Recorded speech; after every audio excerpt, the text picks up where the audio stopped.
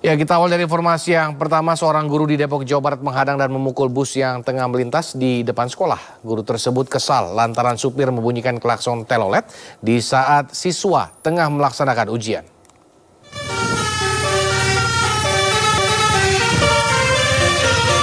Kesal dengan bunyi telolet, seorang guru sekolah dasar negeri di Depok, Jawa Barat ini langsung memukul dan mengejar bus yang tengah melintas di depan sekolah. Setelah bus berhenti, guru ini juga memarahi dan meminta supir bus untuk turun. Guru ini kesal lantaran bus membunyikan telolet di saat siswa tengah melaksanakan ujian di hari pertama.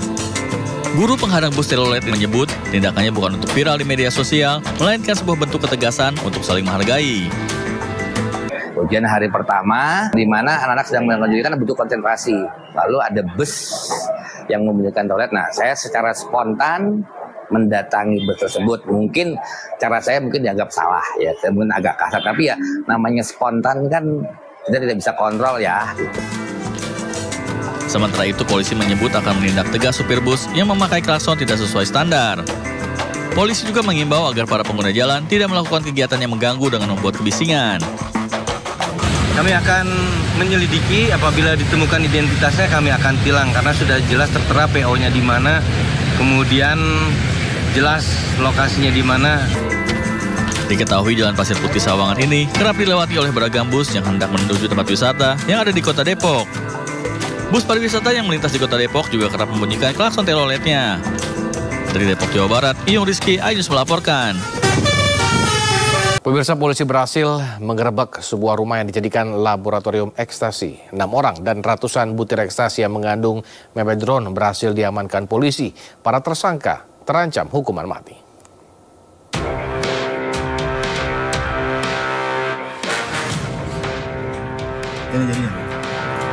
Ini masih bisa dapat berapa lagi nih? Segini banyak. Direktorat Tindak Pidana Narkoba Mabes Polri berhasil mengungkap laboratorium rahasia yang memproduksi narkotika jenis ekstasi dengan kandungan mepedron. Penggerebekan dilakukan di beberapa lokasi, salah satunya di Jalan Kapten Jumhana, Sukarame 2, Medan area Sumatera Utara. Petugas berhasil menahan 6 orang pelaku, 2 diantaranya pasangan suami istri berinisial HK dan DK, yang merupakan pemilik laboratorium dan pembuat ekstasi.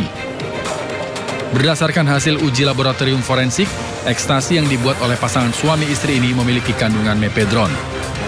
Sesuai dengan Permenkes RI nomor 5 tahun 2023 tentang narkotika, psikotropika, dan prekursor farmasi, mepedron merupakan narkotika jenis baru yang termasuk golongan 1.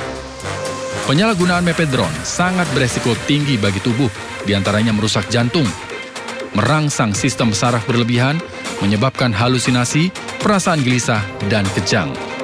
Polisi juga menyita alat cetak ekstasi, mepedron serbuk seberat 532,92 gram, bahan kimia padat sebanyak 8,96 kg, bahan kimia cair sebanyak 218,5 liter, serta bahan lainnya. Dari hasil ini kimia mendapatkan suatu kades lab pabrik ekstasi ya di daerah Sukarame ya, dari Sukarame dengan pembuat dan sekaligus mengedarkan. Jaringan narkoba di Indonesia kian mengkhawatirkan pemerintah melalui aparat penegak hukum terus bekerja memberantas peredaran narkoba. Para tersangka diancam undang-undang tentang narkotika dengan ancaman hukuman mati. Dari Medan, Sumatera Utara, Aminur Rasid melaporkan.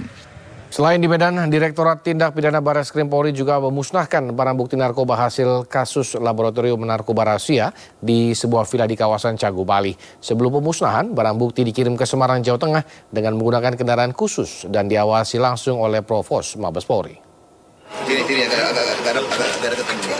Hal ini dilakukan karena barang bukti yang dimusnahkan merupakan cairan kimia yang berbahaya sehingga harus menggunakan mesin insinerator pembakaran dengan suhu tinggi di Semarang. Sebelumnya, polisi Satuan Direktorat Narkoba Bareskrim Polri menangkap 3 tersangka warga negara asing di villa di kawasan Canggu, Bali. 2 tersangka yakni Ivan Volovod dan Mikhaila Volovod merupakan warga negara Ukraina. Sementara 1 tersangka lain, Konstantin Kruc, berasal dari Rusia. Ketiga tersangka ini memodifikasi Rubanah Villa menjadi 2 laboratorium menjadi pabrik ganja hidroponik dan laboratorium ekstasi. Barang bukti yang diamankan berupa alat cetak ekstasi dan beberapa peralatan laboratorium lainnya, sehingga serta berbagai jenis bahan kimia prekursor untuk membuat narkoba jenis mepedron. Total, polisi menyita barang bukti bahan narkoba sebanyak 520,32 kg. Dan mengingat barang bukti ini merupakan bahan kimia berbahaya dan jumlahnya sangat besar, sehingga tentunya diperlukan alat khusus dan metode khusus di mana kita menggunakan alat insenerator pembakaran dengan suhu tinggi yang dimiliki oleh PT Wastek di Semarang, sehingga kita perlu melakukan pergeseran barang bukti ini dari Bali menuju ke Semarang. Pemirsa, kasus pembunuhan sejoli Vina dan Eki memasuki rentetan cerita baru. Ketika polisi menangkap buronan Peggy Setiawan, kasus pembunuhan Vina justru semakin diliputi oleh misteri. Sudah bergabung bersama kami Bang Aristo Pangaribuan, pakar hukum pidana, dan juga ada Bang Nikolai Aprilindo selaku pengacara 5 terpidana kasus Vina melalui sambungan Zoom. Selamat sore, abang-abangku. Selamat sore. Bang, saya ingin ke Bang Aris dulu. Bang Aris, ini ya, menurut abang sendiri secara pribadi kasus ini apakah semakin runyam atau semakin terlihat mulai terkuak satu persatu nih, Bang Aris?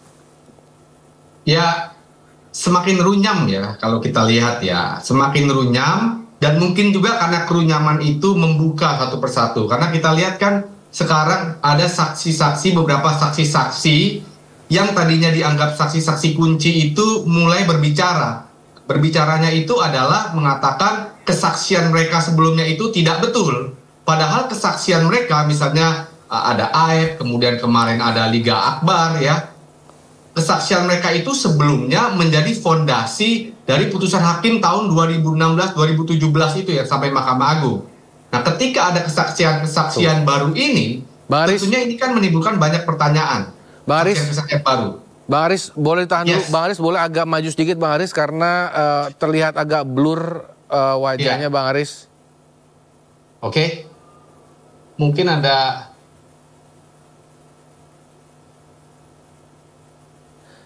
Gimana? Baik, dilanjutkan saja, Bang Aris. Oke.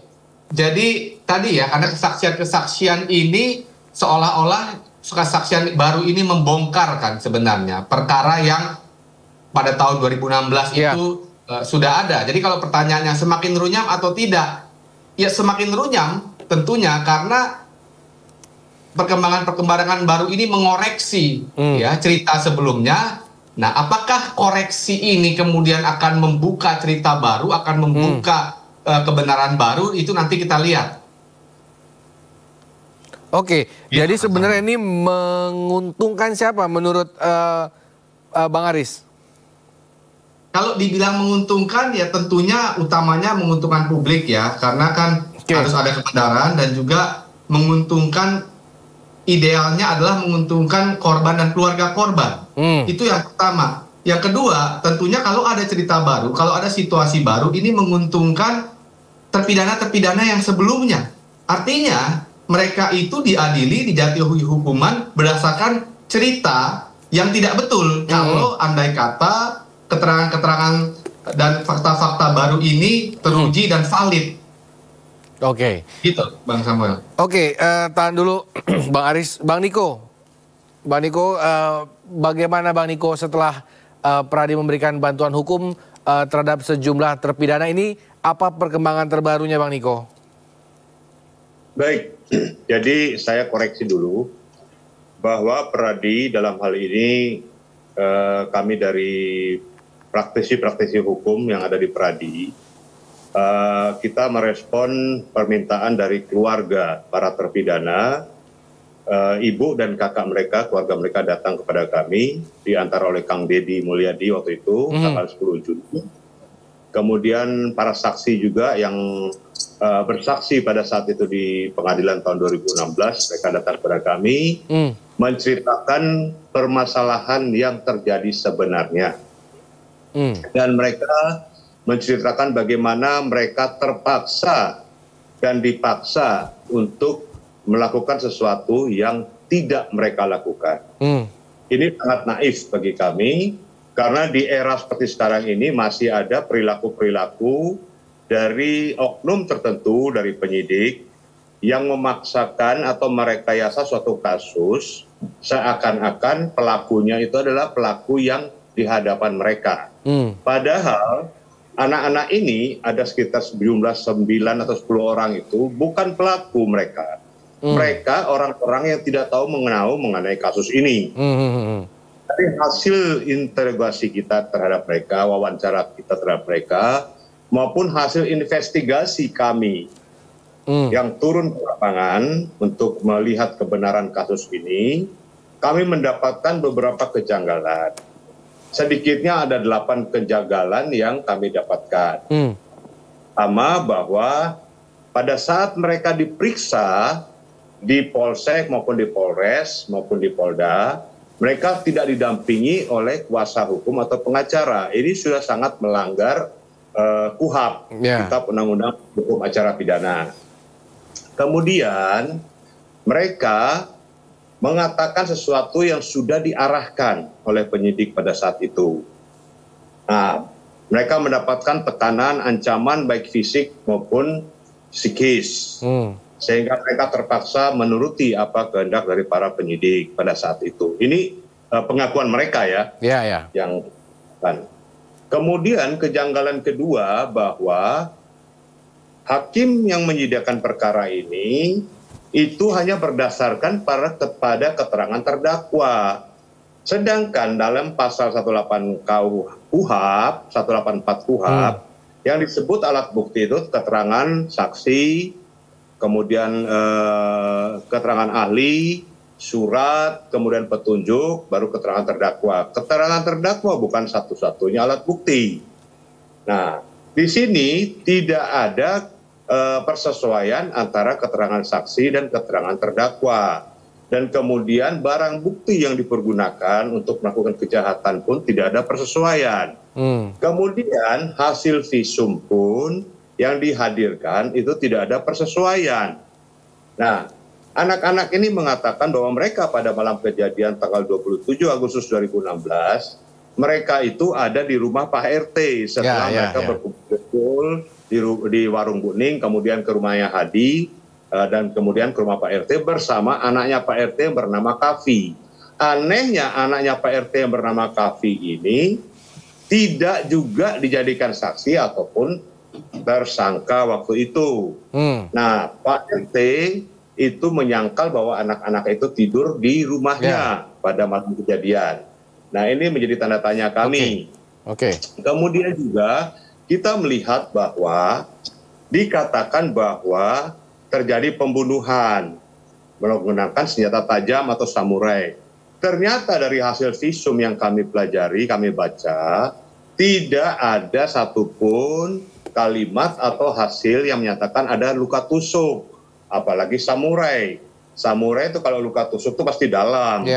Yang kedua, dikatakan ada pemerkosaan.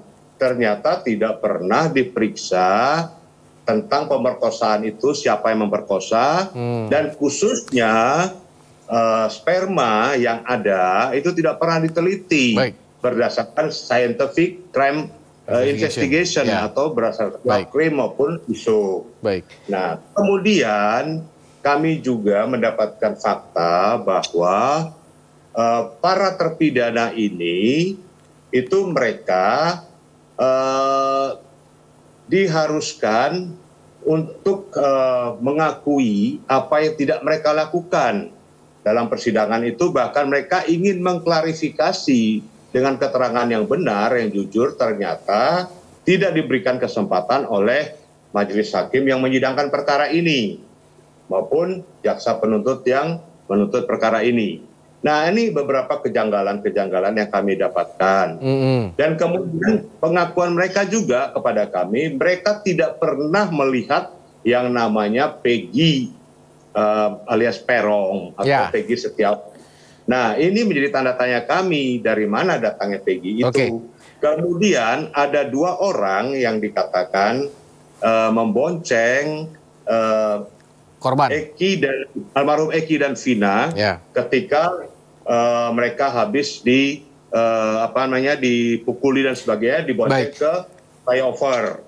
Ternyata di dalam dakwaan dan juga dalam putusan nama Andi dan satu lagi saya lupa namanya, ada 2 orang itu masuk dalam dakwaan maupun dalam putusan. Baik, Bang Niko. Setelah itu pemeriksaan di Polda Jabar, 2 orang ini dikatakan fiktif. Bang Niko, ini pertanyaan. Bang Niko, ini tadi kan ngomong ada anaknya Pak RT tidak dijadikan saksi waktu tahun 2016. Saat ini apakah anak tersebut masih ada dan diajukan menjadi saksi? Nah, sampai saat ini anak itu tersebut kami tidak tahu apakah masih ada atau keberadaannya di mana, kami tidak tahu, dan kami tidak tahu apakah dijadikan saksi kembali atau tidak.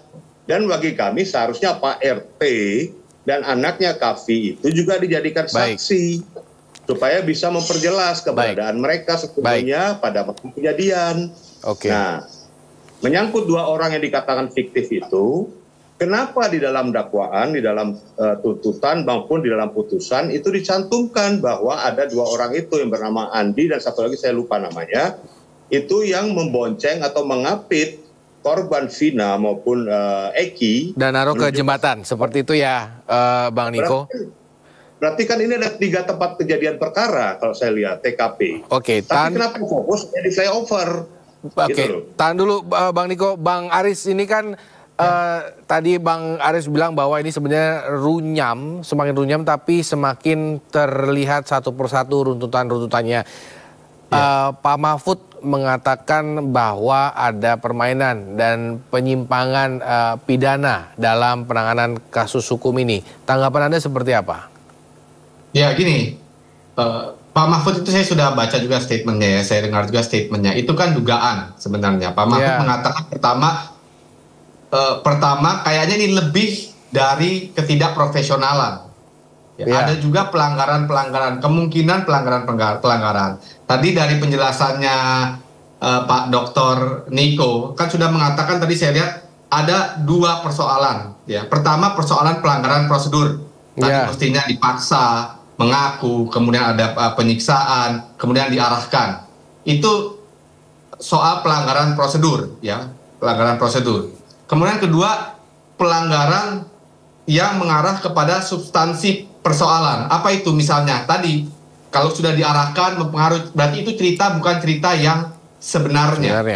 Jadi, paling tidak di sini saya lihat memang ada 2 pelanggaran. Tetapi harus dicatat nih ya, persoalan pelanggaran prosedur, di dalam desain hukum acara pidana kita, sayangnya pelanggaran prosedur itu kadang-kadang, bukan kadang-kadang, di hukum itu tidak memberikan sanksi dan implikasi terhadap pelanggaran prosedur. Karena KUHP kita itu tahun 81 ya. Jadi heavy-nya itu lebih kepada aparatur penegak hukum, lebih kepada polisi ya. Jadi pelanggaran prosedur itu sekali lagi tidak mempunyai implikasi langsung kepada substansi perkara, tidak ada sanksinya. Kecuali di dalam pelanggaran prosedur itu ternyata memiliki efek kepada cerita perkara, kebenaran perkara. Misalnya tadi persoalan bahwa ada saksi yang dipaksa mengaku ada di lokasi ya, itu misalnya. Kan kita tahu kemarin soal saksi Aep itu. Dia bilang ada di lokasi, ya dekat dengan 100 meter karena dia bekerja di bengkel. Nah, yang seperti itu kan akan berefek kepada ceritanya. Kenapa saya bilang begitu? Karena kita bisa bilang kan ada argumentasi, oh sudah di pengadilan, sudah valid. Tapi jangan lupa, yang namanya peradilan pidana kita itu mengadili berkas sebenarnya. Artinya kalau mengadili berkas, yang bertanggung jawab penuh itu adalah yang menyusun berkas, yaitu polisinya yang menyusun berkas. Nah artinya tadi sekali lagi mengkaitkan dengan statement Pak Mahfud, yes betul, ada indikasi kuat ketidakprofesionalan, ya, pelanggaran prosedur. Yang kedua, ada juga indikasi kuat itu pelanggaran prosedur itu mempunyai impact kepada substansi kasusnya. Nah, apakah tadi pertanyaannya pidana atau tidak? Nanti kita lihat. Kenapa? Karena kan yang namanya pelanggaran prosedur itu sekarang ranahnya propam nih, sedang diperiksa kan di propam. Kita tidak tahu, tapi propam itu kan bukan pidana, tapi professional behavior. Tapi adakah adakah perintangan penyidikan obstruction of justice itu kita belum tahu. Kita lihat pertanyaannya, ada indikasinya nggak? Oh ada. Kalau saya ditanya indikasinya ada, tapi sejauh mana saya belum tahu. Mungkin Pak Dr. Niko yang lebih tahu indikasi pidana itu. Baik, Bang Aris, dengan saat ini yang langkah hukum yang dilakukan berarti hanya kesaksian melawan dengan kesaksian, seperti itu ya berarti ya kasus ini ya? Iya, kalau saya lihat begitu ya. Kalau saya lihat ada persoalan juga ya. Perkara ini membuka juga persoalan fundamental. Kok gampang amat mentersangkakan orang ya di Republik ini ya? Kenapa kok gampang banget? Karena memang threshold-nya itu rendah.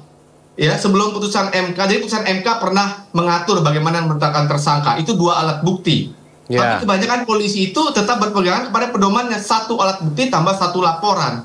Yang saya mau katakan, begitu mudahnya orang menjadi tersangka, itu persoalannya. Sehingga refleksinya sekarang ini adalah, tadi Pak Dr. Niko udah mengatakan, kok enak aja dari 3 DPO dibilang menjadi 1. Padahal DPO yang lain itu, misalnya Andi itu ada perannya jelas di putusan pengadilan. Ya, tahun 2016. Tahun 2016. Nah itu kan artinya kemudian polisi mengatakan, oh itu sudah tidak jadi DPO lagi karena kesaksiannya dicabut. Kan pertanyaan saya, loh kok cuma berdasarkan kesaksian? Padahal kesaksian itu adalah alat bukti yang kredibilitasnya paling lemah. Kenapa? Apalagi kesaksian yang bersaksi itu orang yang menjadi tersangka juga. Artinya sudah pasti kredibilitasnya diragukan karena ada insting menyelamatkan dirinya sendiri. Itu persoalan. Jadi makanya kalau ada keterangan bahwa oh itu karena kesaksiannya dicabut maka DPO dicabut, atau karena kesaksiannya tidak kuat, pertanyaan saya kok gampang banget mentersangkakan orang hanya dengan kesaksian. Mestinya kesaksian itu kan didukung dengan alat bukti yang lain. Tadi Pak Dr. Niko udah mengatakan di situ ada alat bukti surat, misalnya ada alat bukti ahli. Ada petunjuk juga. Baik. Itu persoalannya, Bang Saman. Bang Niko, kuasa hukum Bang Hotman mengatakan perlu TPF, penyidikan ditunda. Menurut Bang Niko sendiri seperti apa? Apakah memang perlu penundaan dan dibentuk TPF atau bagaimana? Karena anggota DPR kalau tidak salah mengatakan tidak perlu. TPF-nya itu adalah Polri itu sendiri. Bagaimana? Jadi bagi saya itu tidak perlu ditunda, tetap dilanjutkan, dan TPF tidak perlu. Tetapi saya minta supaya ini diambil alih oleh Barreskrim Mabes Polri. Nah itu satu. Yang kedua perlu saya luruskan, dari dokumen resmi, berkas yang kami baca, ternyata surat perintah penyelidikan itu diterbitkan oleh ayah almarhum Eki yang bernama Ibtu Rudiana. Padahal itu kan wewenangnya Kapolres sebenarnya. Dia membuat surat perintah penyelidikan, penangkapan juga dia. Nah itu. Kemudian hakim yang mengadili juga harusnya hakim itu kan menggali. Dia tidak segampang itu mempercayai akan berkas yang telah dinaikkan oleh jaksa penuntut umum. Tapi dia harus menggali. Ada kesesuaian nggak? Persesuaiannya ada atau tidak antara keterangan saksi, terdakwa dan alat bukti yang lain maupun surat, dalam hal ini visum. Nah, ini yang sangat kami sayangkan. Yang ketiga, bahwa tidak pernah dihadirkan saksi adecar, saksi yang meringankan. Ini kan sama dengan peradilan sesat kalau saya melihat. Kalau kita mengingat perkara Sengkon dan Karta tahun 80-an, itu persis Sengkon dan Karta dituduh telah melakukan pembunuhan berencana. Tapi 8 tahun kemudian muncul pembunuhan aslinya. Tapi tingkat kasasi pun Sengkon dan Karta dinyatakan bersalah dan dihukum seumur hidup.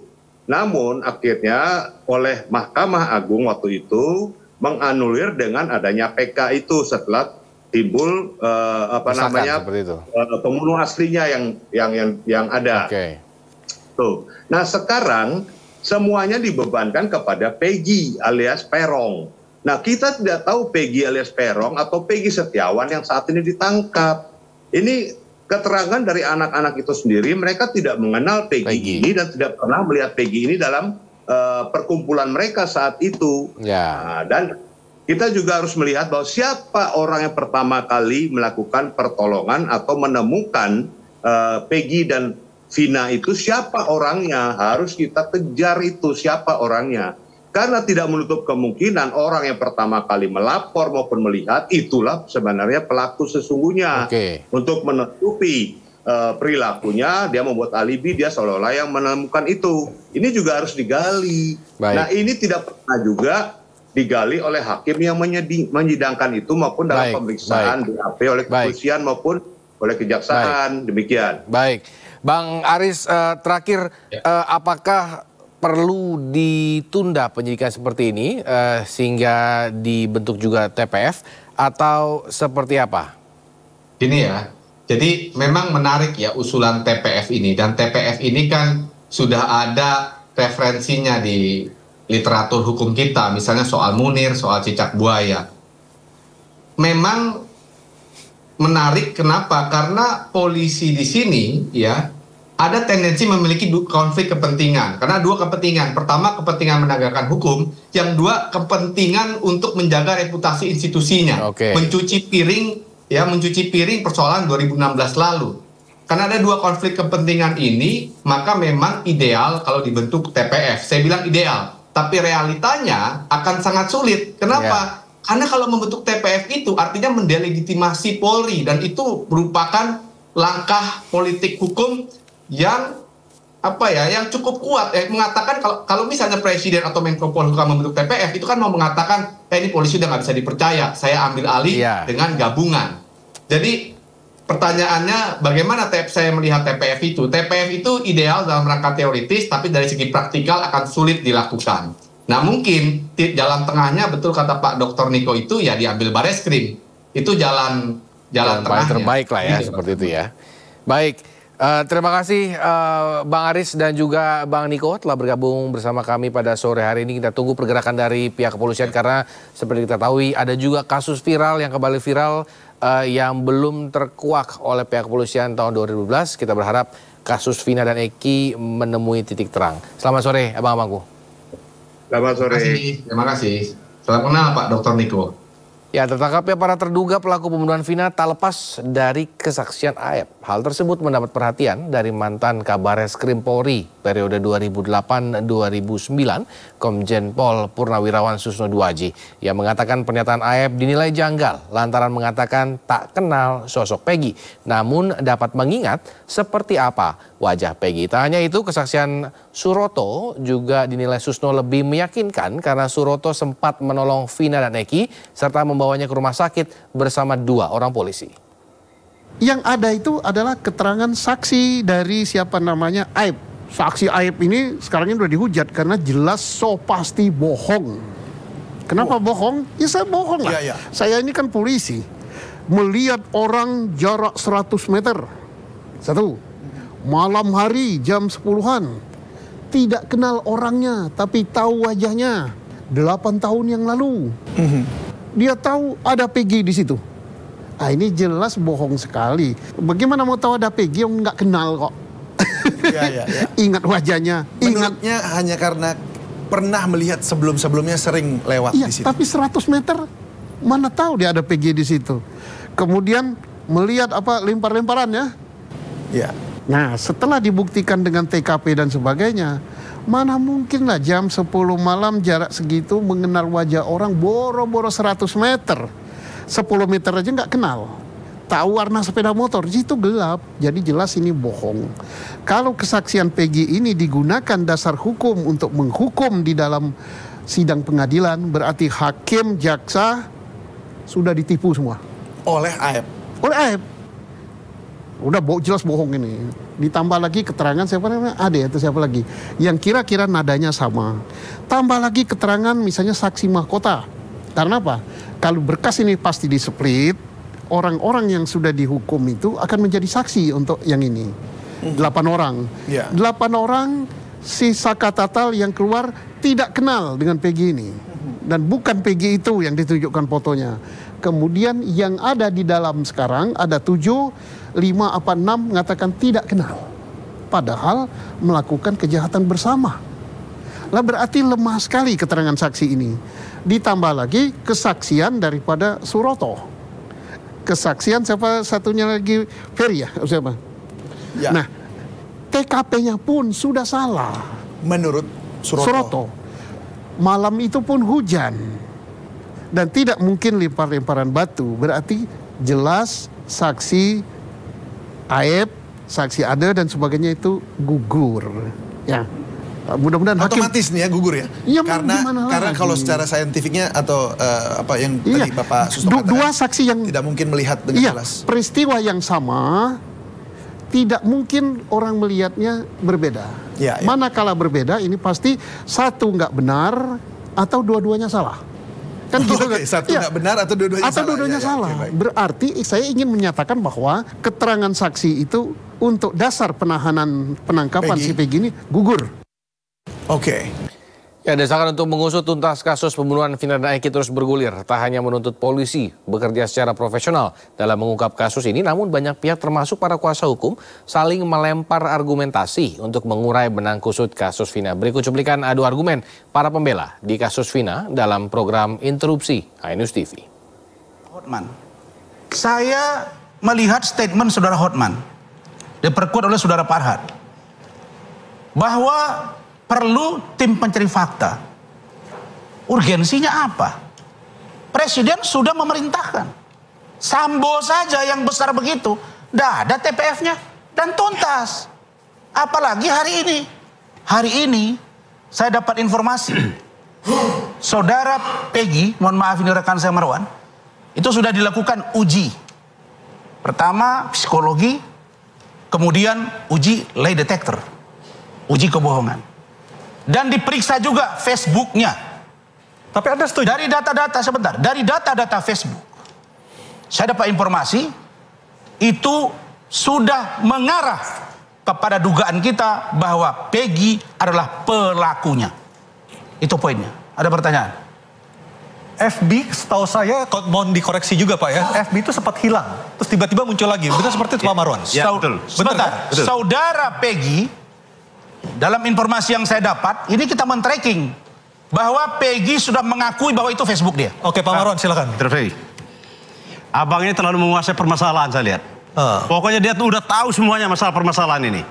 Padahal dia hanya mendapatkan dari info, dari katanya. Bang Rasman. Bang Rasman, untuk mengetahui orang tersebut mati membunuh itu harus dilihat dari alatnya. Kalau seandainya polisi menemukan, saya bilang menemukan daripada yang tadi matinya korban itu karena benturan benda tumpul, karena batu. Di batu itu ada sidik jarinya klien saya. Itu baru saya iya.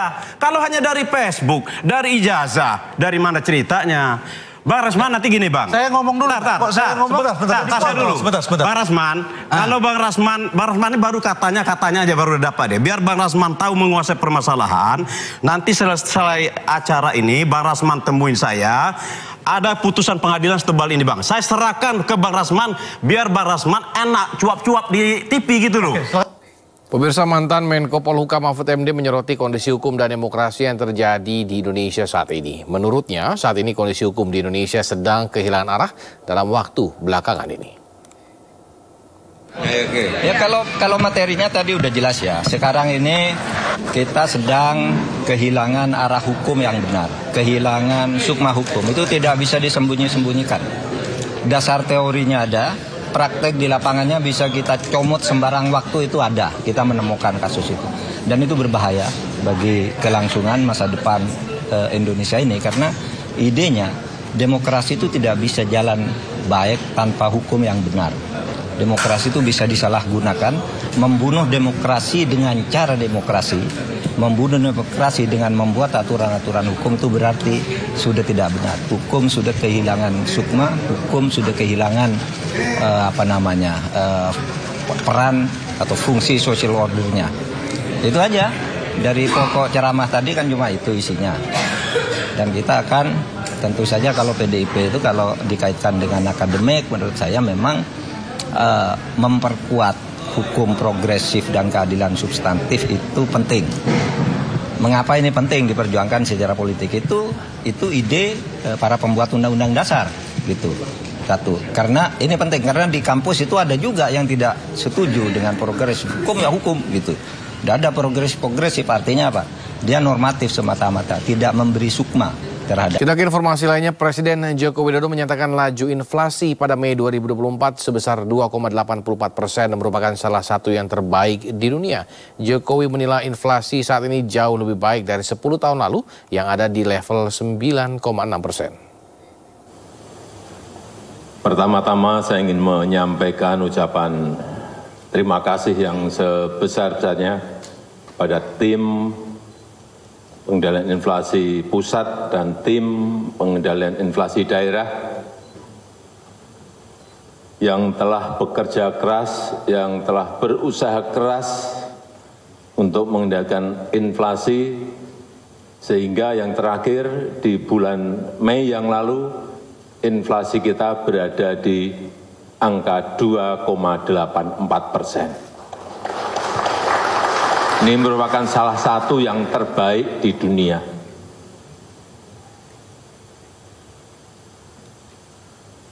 Kalau kita ingat di tahun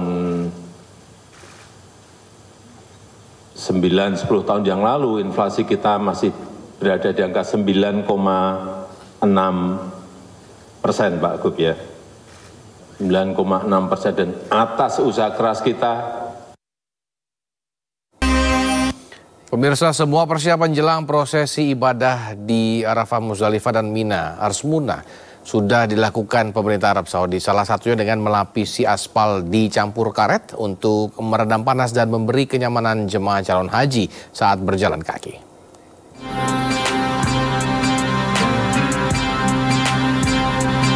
Pelapisan aspal dicampur karet di kawasan Arafah sudah dilakukan pemerintah Arab Saudi demi kenyamanan ibadah haji.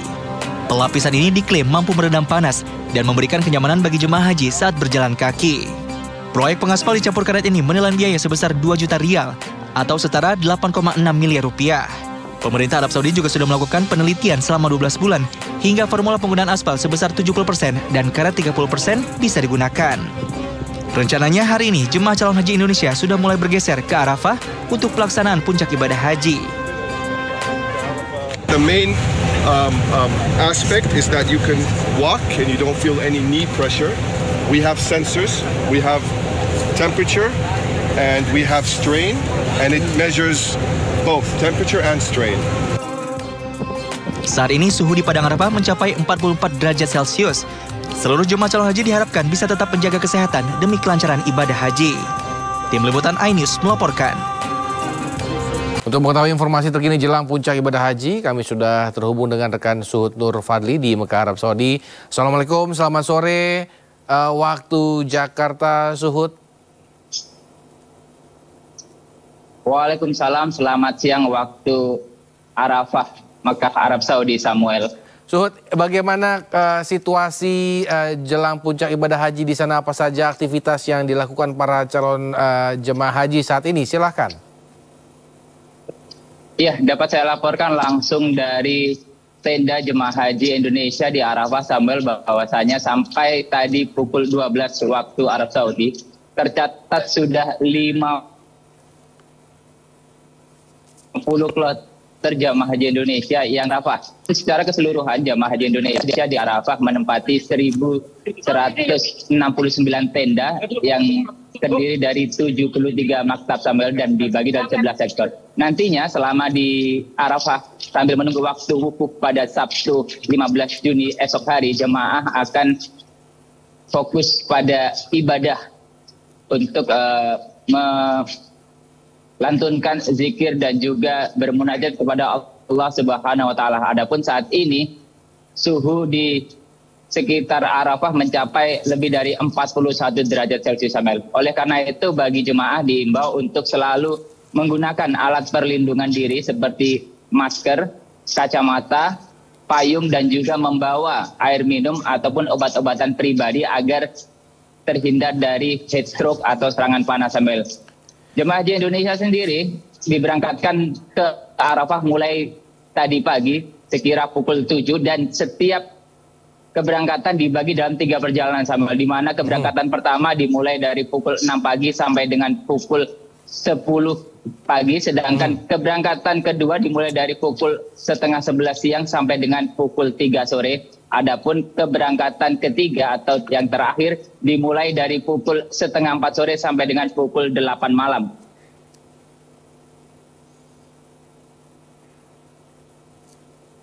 Suhud.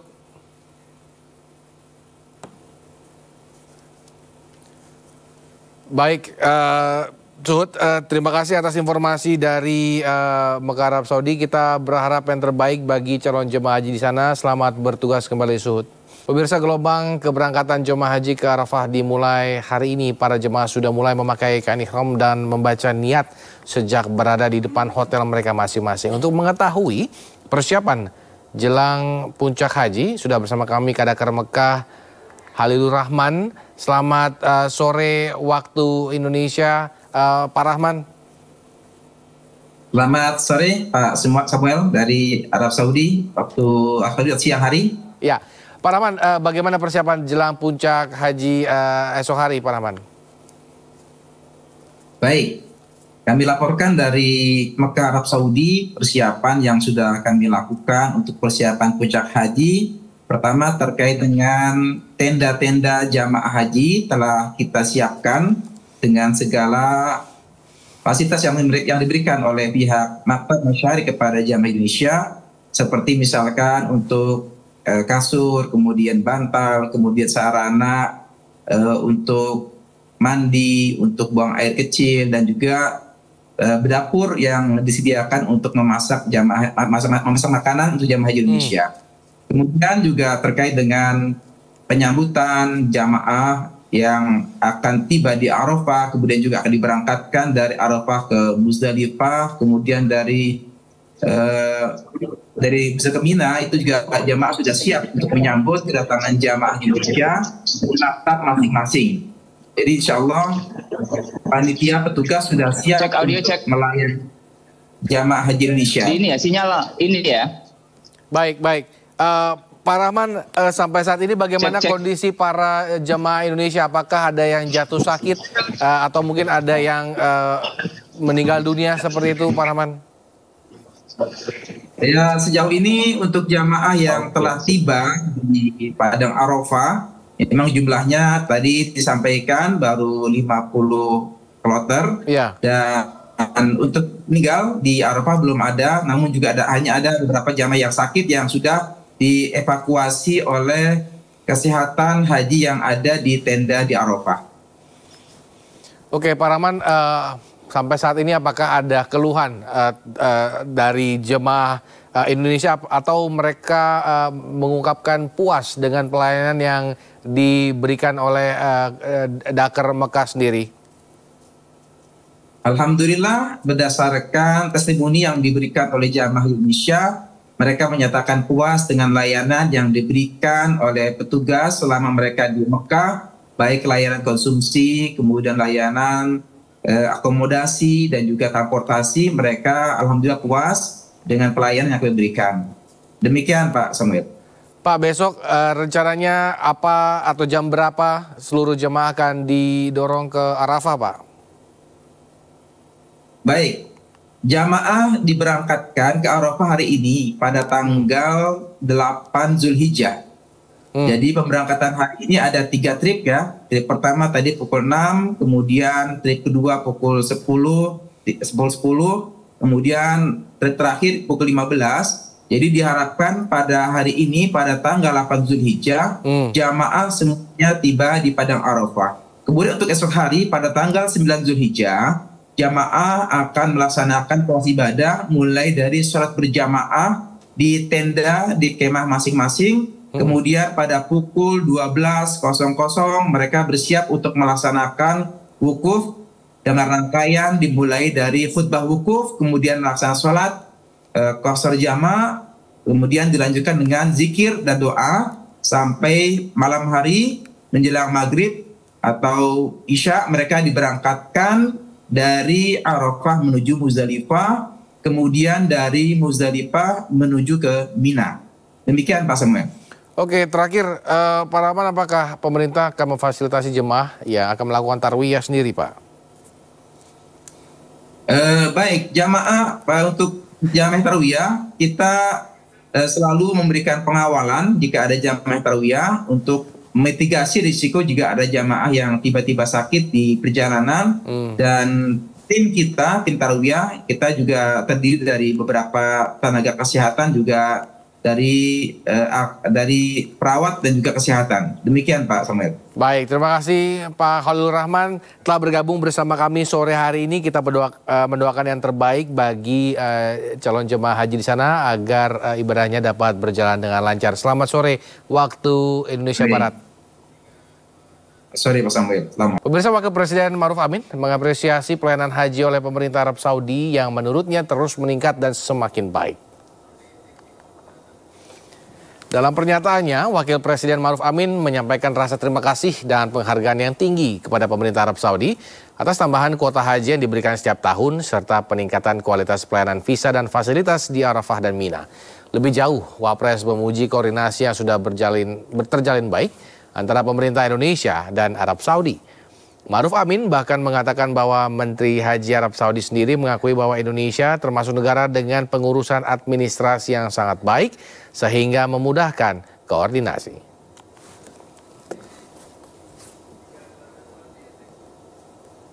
Pertama itu saya menyampaikan apresiasi dan penghargaan atas pemerintah Saudi, karena pemerintah Saudi pertama memberikan tambahan kuota ya untuk tahun ini, dan juga telah menyiapkan pelayanan-pelayanan yang sangat baik di pelayanan pengurusan visa, sehingga visa itu cepat sekali ya. Waktu itu saja sudah hampir berapa ketemu saya itu sudah, artinya jauh lebih cepat dari tahun-tahun yang lalu ya. Pemirsa, khotbah Arafah diterjemahkan ke 20 bahasa. Salah satu penerjemah khotbah merupakan WNI. Bagaimana sosoknya? Berikut informasinya untuk Anda.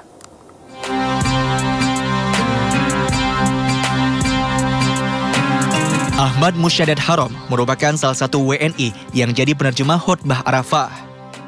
Tahun ini pihak Masjidil Haram menerjemahkan khotbah Arafah secara live dalam 20 bahasa. Ini adalah kali ketiga Ahmad Musyadad jadi penerjemah khotbah Arafah untuk bahasa Indonesia. Khotbah Arafah yang akan dibacakan pada 15 Juni esok disampaikan Imam Besar Masjidil Haram, Syekh Mahir Al-Muaikli dari Masjid Namirah, Arafah. فرع جاكرتا درست في شعبة اللغة 3 سنوات ثم التحقت بكلية الشريعة بنفس الجامعة وبعد تخرجت من الجامعة التحقت بدراسة العليا في جامعة ابن خلدون وكذلك الدكتوراه في نفس الجامعة. لما تلقيت الخبر. Program penerjemah khotbah wukuf Arafah ini baru berlangsung 5 tahun terakhir. Sementara Bapak 5 anak lulusan S3 ini sudah bergabung di Masjidil Haram sejak tahun 2015. Dari Mekah, Arab Saudi, Suhud Nur Fadli, iNews melaporkan.